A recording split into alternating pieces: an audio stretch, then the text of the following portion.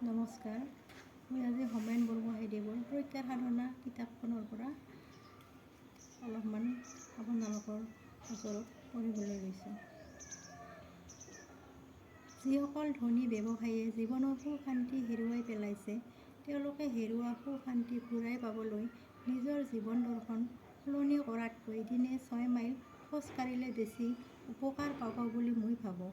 এই কথাষাৰি কৈছিল বাৰ্ট্ৰাণ্ড ৰাছেলে। আৰু ঠিক তেনেকৈ আৰু এজনে কৈছিল, এজন মানুহ স্বাস্থ্যৱান কিন্তু তেওঁৰ মনত সুখ নাই।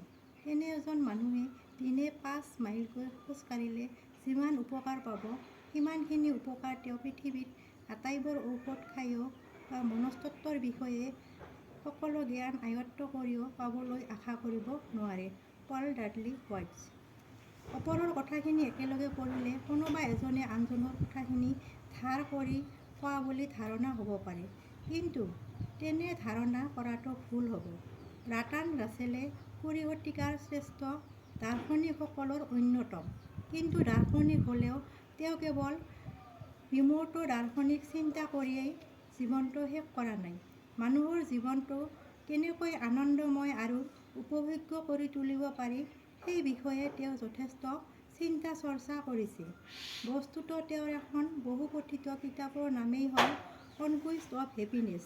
সুখৰ অন্বেষণ নাম দি কিতাপখন অধ্যাপক সুৰেন্দ্ৰ মোহন চৌধুৰীয়ে অসমীয়ালৈ অনুবাদ কৰিছে।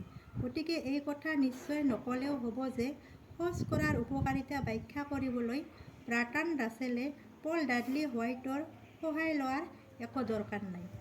নমস্কাৰ।